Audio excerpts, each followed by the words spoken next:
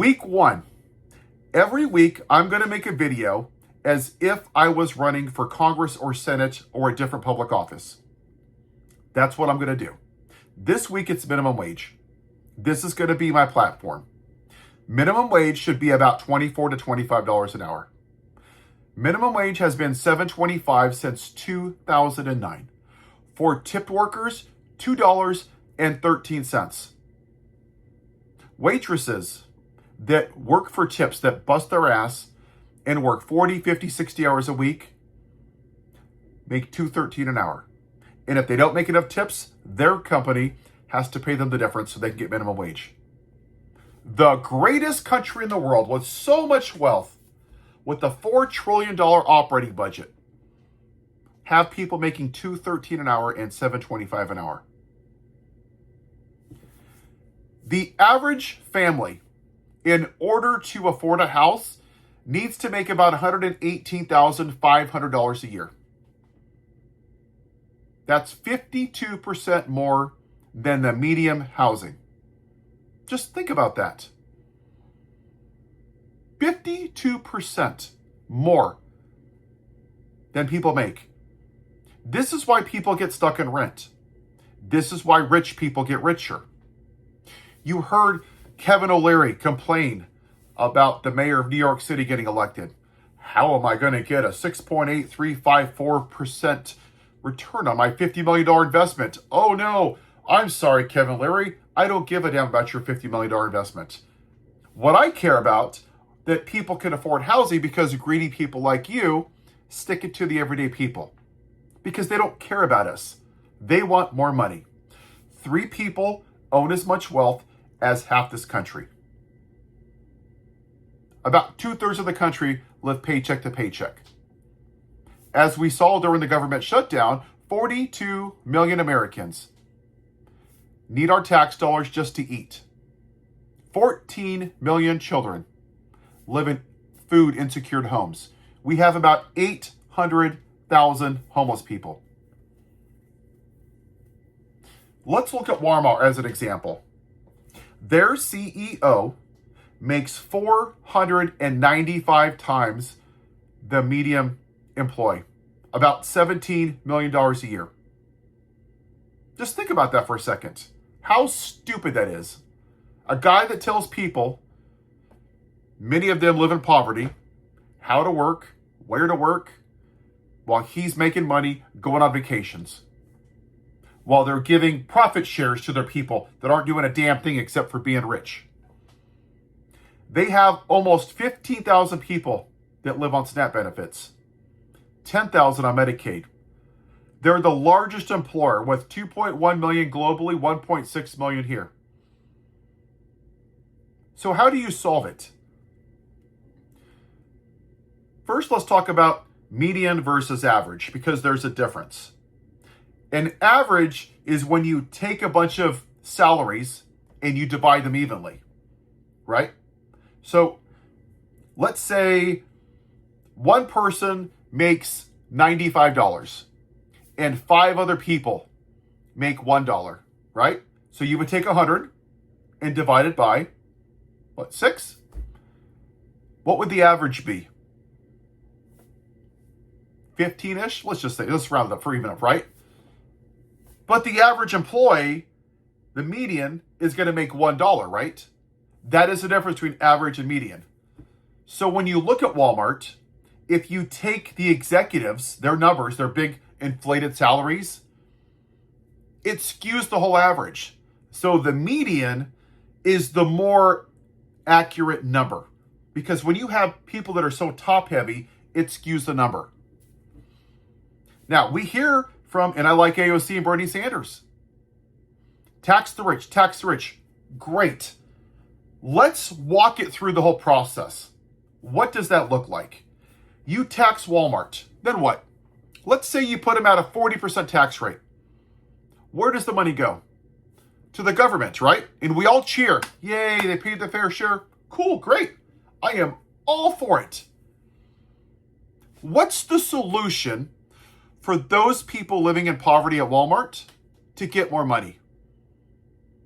See, politicians tell you the problem without offering a solution. So here's going to be my solution. And I'm not a tax expert, but I am a business expert. I got my business degree right up there. These CEOs and these people that they're giving profit shares to, you cap it out. Let's say it's $1 million, okay? As an example. If you're going to pay these people over $1 million, you don't get to write it off. If you're going to give profit shares, you don't get to write it off. You change the tax laws. Now, if you're starting at, let's say, $15 an hour at Walmart, and we determine, based on the rate of inflation, 3% a year is the average cost of inflation, that it's now $25 an hour. Okay, let's say that's what it is. The more you get closer to that $25 an hour, we're going to give you a better tax break. Don't make it linear. Don't do it one for one. Make it a curve. So the more that they pay, they get 2 to 1, 3 to $1 on their taxes. Because that's the only way this changes.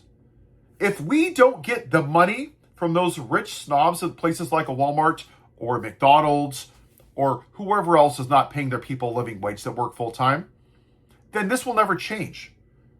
If you can't afford a house, if you're living paycheck to paycheck, if you're living off the government, if you don't fundamentally fix that, then they're never going to break away from this system. If we only tax the rich, it sounds great on a postcard, but it doesn't break this system of generational poverty. And what happens is more rich people get more properties and they charge you and I the rent they can. And because of this capitalistic system, they can charge it up and up and up and up and up. And what happens to our salaries? Nothing. What happened in 2009? $7.25 an hour, right? 3% every year. 3%. And now you add tariffs onto that. And now you have people charging more for rent. This is why we're broke. This is why 3 people have as much wealth as half the country.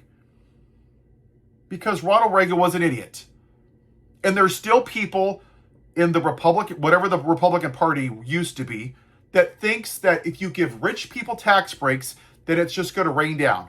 If that's the case, why does the CEO of Walmart make 495 times the median employee? Why does the CEO of Starbucks make tens of millions of dollars when they won't even let their people make a living wage? It's trickle-up economics. That's what the Republican Party believes in. And they're afraid that if you tax the rich people, they're going to leave. Then let them leave. Let them leave.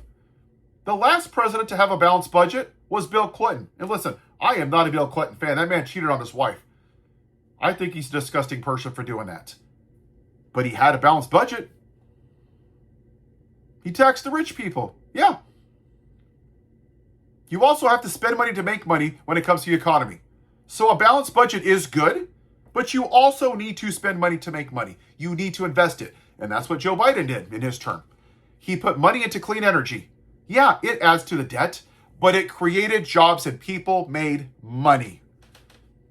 And now that that funding is taken away, what happened? All those people lost jobs. The government is not supposed to be a for-profit business. It's supposed to help and benefit the American people. $25 an hour, it sounds like a lot, and it is. But if we don't start making more money, we will be poorer and poorer and poorer and poorer, and we're going to be living in Hunger Games. We have to pay people more money. Now, I'm not saying it's black and white across the board. We have small businesses that can't afford to have a massive jump. Then you do it in increments. You say over the next 4, 5, 6, 7 years, we're going to start from here and we're going to work our way up to here. That way, they can look at their costs and they can slowly pass it on to the consumer.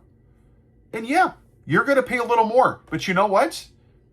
If we're going to call ourselves a great country, you cannot have 2/3 of your country living paycheck to paycheck. You can't have people stuck in generational poverty, generation after generation after generation, because that's not great. We have a lot of wealth, but 1% of this country owns the vast majority of it. That has to be sent down to the people. And there's $4 trillion that rich people have of actual wealth that has never been taxed because they have tax shelters. That will be another video. So, yeah, $25 an hour is a lot. But based on inflation, the cost of living, housing prices, it has to change. And yes, we have to put rent control on people. You can call it socialism. I don't care what label you put on it. But we need to make housing affordable for everybody if we're going to call ourselves the shining beacon on the hill, the greatest country in the world. We have to be able to afford a house so we have some self-pride, because people bust their ass and they go to work, they work 2 and 3 jobs, and their entire life is just work, and then they die early, and then we put someone else in there, and then we just work them to death, and that's not good life. People deserve a better quality of life. And that's where we failed in this country. We have traded a good quality of life for capitalism. And when you look at countries like Sweden and Germany, yeah, they have a 35 or 40% tax rate, but their healthcare is covered. Universal healthcare. They don't have poor people all over the streets. They don't have homeless people. They don't have massive poverty problems. They have a better quality of life because they did what's best for everybody. And what we've done is we've only looked after our individual selves. And we have to start doing what's best for the benefit of society, not just me. Because as long as we keep just voting for ourselves and we give our fellow American the middle finger, that's not patriotism. And it doesn't make the country better. It just makes your life better for a short time until karma catches up to you. Next week, we're going to talk about gun reform. We're going to talk about well-regulated Second Amendment. Have a good day.